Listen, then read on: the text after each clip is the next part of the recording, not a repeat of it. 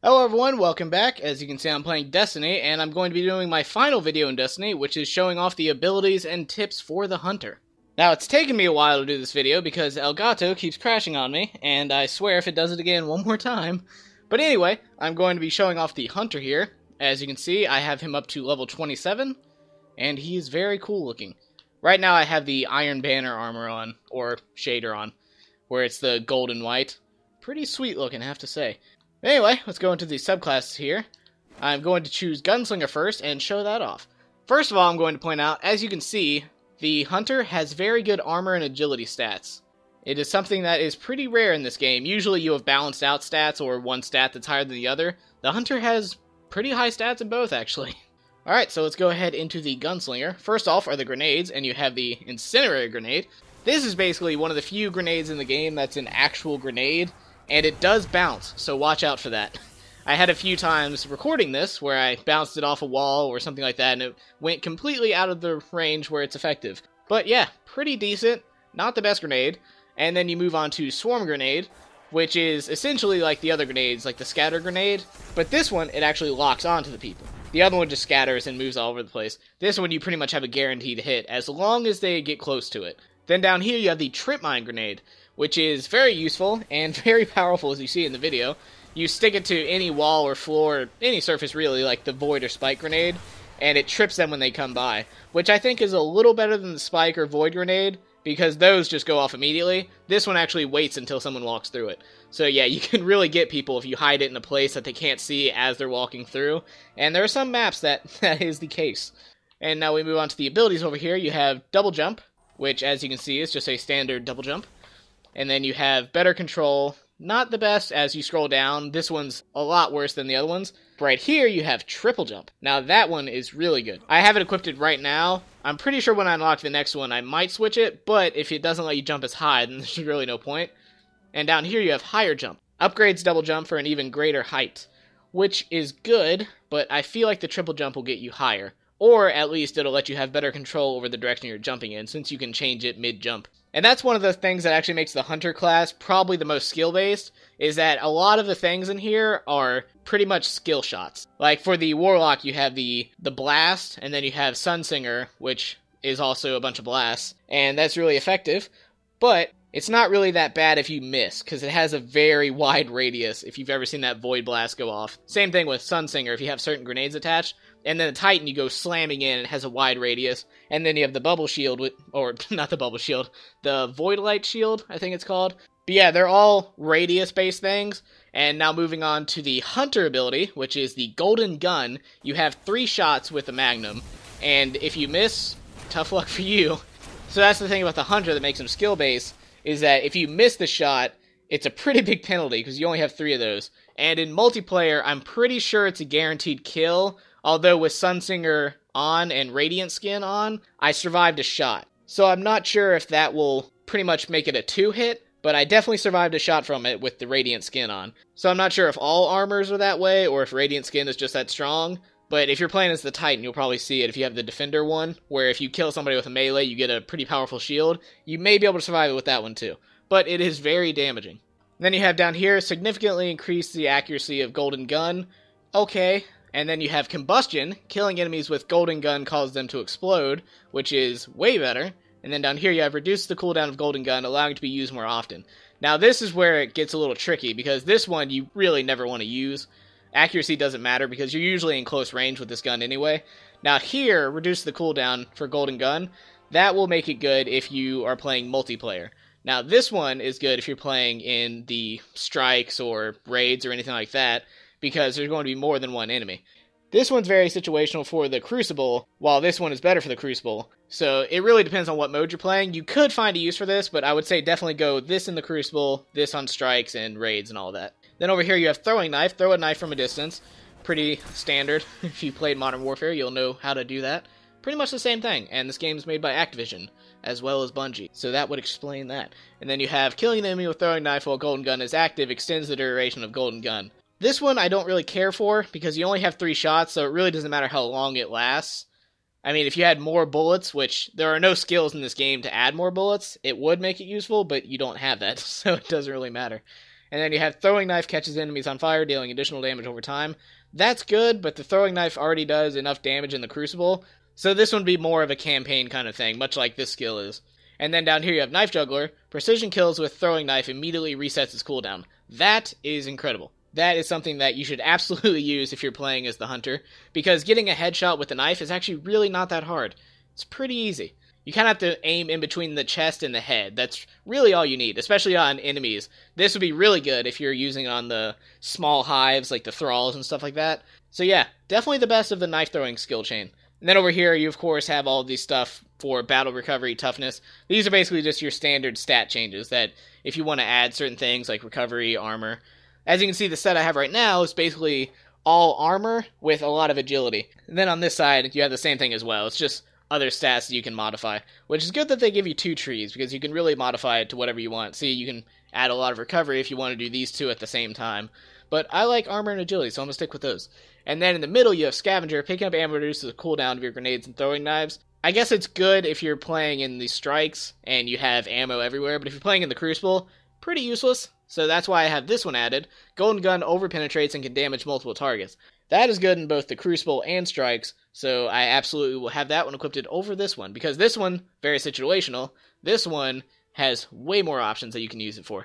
Then you have Gunslinger's Trance. Precision kills increases weapon stability, stacks up to 3 times. Not really sure. I don't know why I would use that over this one, and especially because I don't know how much weapon stability it increases. Like in Borderlands, when you have a skill that increases weapon stability, it'll tell you 5%, 10%, 15%, whatever. This one doesn't really tell you what percentage, so I don't know if I can trust it. Then you have Chain of Low. Precision kills increase weapon reload speed. Now that one is good. That is a good effect. But increase the range of Golden Gun. I feel like that one's better, because it already has an okay range on it, but this one adds a crazy amount of range. And considering it's a one-hit kill, that range is very helpful. And then right here you have gain an additional throwing knife, which is very similar to the Sunsinger ability that I have equipped, so I may actually use this one, because imagine stacking that with the headshot one. You get 2 chances at a headshot, and if you get a headshot on the first one and you throw the second one, you get a third one behind that. So I mean, that's a lot of knives. So this one is probably the one that I'm going to switch to. Even though this is a good effect, I feel like this one is better for the damage dealing in the long run. Alright, so that is the Gunslinger class. Now time to move on to the Bladedancer, which is easily my favorite of the Hunter abilities, and I have not gone back to the Gunslinger ever since using this. So let's go ahead and jump into this one. First of all, you have the Flux Grenade, which is like a sticky grenade, but it does extra damage when it's attached to someone. So you definitely want to stick that to people. I've noticed with the sticky grenades in this game, it's easier to stick a AI player than it is to stick a human, which is weird, because the AI, it kind of acts like a homing missile, and it just seeks onto them. In the Crucible, not so much. I was a little surprised the first time I tried to do that. Then you have the Skip Grenade, which is basically like the second grenade for the Gunslinger, but this one actually explodes at impact, and it shoots the mini grenades in the direction depending on where you hit it on the ground. Like, if you throw it at a wall, it'll bounce 180 back in the other direction towards you. So if you're throwing it on the ground straight in front of you, it'll skip in front of you. And it's kind of like a skipping stone, is the best way I can describe it. So yeah, you definitely have to know where you're throwing that when you fling it down.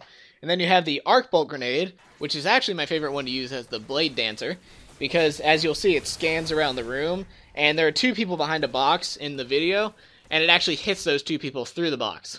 So that's really good. As long as it picks them up on the scanner, I'm pretty sure it'll hit them. I did have something where it was through a rock, and it didn't get the, what are those little robots called? The shank on the other side. It didn't kill it, but it did shoot the bolt towards it. So I don't know how thick the wall has to be before it blocks it, but it can definitely go through them. And then over here, you essentially have the same thing. You just have the double jumps in different direction, higher jumps, and all that.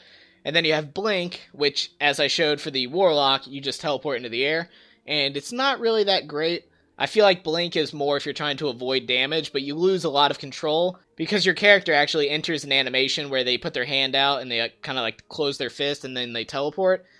But what that does is it puts your weapon away while you're doing that. So you can double jump and keep firing, you can't blink and keep firing. So I feel like it limits you a little bit. And then you have Arc Blade, which is really, really good. As you can see, you can get a lot more kills out of it than you can with the Golden Gun. Unless you get over penetration, the Golden Gun has a maximum of 3 kills. And the Bladedancer with the Arc Blade can get way more than that. And anyone who's played the Crucible has seen that very, very well. And then you have Showstopper, press RT during Arc Blade to damage nearby enemies. You basically just spin in place and it does an area of effect damage. But this one I like a lot better. Razor's Edge, press RT during Arc Blade to unleash a destructive wave energy that travels along the ground. And as you saw in the video, he shoots a wave on the ground, it kind of incinerates them in midair. So it's really, really damn effective. And it can travel through things. So if someone's on the other side of a wall, it'll go through the wall. Again, probably depending on how thick the wall is. Because I've done it on thin walls, but I haven't tried it on every wall. So don't just go ahead and expect that it'll go through there. Might want to test it first. Then you have down here, you basically just turn invisible when you press RT. So it's good, but I feel like the damage dealing ones are a lot better, especially this one. And then over here you have Blink Strike, powerful melee attack with extended range. Very good on its own already, because I'm not sure, but I think it's an instant kill in the multiplayer. Because in the multiplayer, most melee hits are 2, but there are some that'll do an instant kill. And I'm pretty sure every time I've used this, it's been an instant kill. And then you have Backstab, is basically when you hit someone in the back, it does a lot more damage, which is a lot better for strikes than it is in the multiplayer, because as I mentioned, you're already doing a lot of damage to begin with. And then over here you have Escape Artist, which is definitely the one that I'm going to be using, because when you hit them, it turns you invisible. And that is very, very useful. Down here you have Fast Twitch, reduce the cooldown of Blink Strike. Not very good, because Blink Strike is a lot better with the effects that you have right here, and Escape Artist is way too good to trade up for this one. And then again, the first and third column right here are just all stat boosts and stuff like that. I have the same kind of build, armor and agility, so we're just going to skip right past that. Over here you have Fleet-Footed, which increases the maximum sprint speed and extends slide duration, which is pretty good for right now, especially if you've unlocked the second one, which is weapons ready immediately. That's okay, but it's not that great to begin with. And then down here you have Shadowjack, which increases the duration of invisibility effects, which is good, but the slide and sprint is also good. So I have to see when I unlock this one whether it's better, because the invisibility already lasts a decent amount of time, so I don't know if you really need it to increase the duration. Then over here you have Encore, killing him with Arc Blade extends its duration. That one is good, but I feel like it doesn't extend it by enough. But it's definitely better used in the Crucible, because you can chain some pretty crazy kills. But that's also the thing, because the default amount of time in the Arc Blade is actually really good to start with. You can get probably 5 kills in that thing. Maybe even 6, I don't know. I haven't gone that far. But yeah, it's already good on its own, so I don't know if Encore will be good to use. And then you have Stalker, gains invisibility after crouching in place for a short time. That one is really good, and it's probably the one that I'm going to be using. Especially if you're one of those people that likes camping in the multiplayer. Because you can actually keep crouching and then turn invisible, and then you can just stand up and walk off. You don't even need to stay crouched. It's crazy. And then you have Hungering Blade. Kills with Arc Blade and Blink Strike immediately regenerate health. That is good, and I'll have to test that out in the Crucible to see if I like it more than the invisibility. I might. I'm very tempted by it. There's one for the Voidwalker in the Warlock class that's actually pretty much identical to that, and it's really effective. So I would recommend it for the Crucible, definitely. Alright, so that is the abilities and tips for the Hunter. The next videos that are going to be coming out are in Borderlands, and I'm pretty sure I'm going to start with Claptrap because he seems like the most interesting. Alright, so that's it for the Destiny videos. I hope you enjoyed them all, and I'll see you in the future.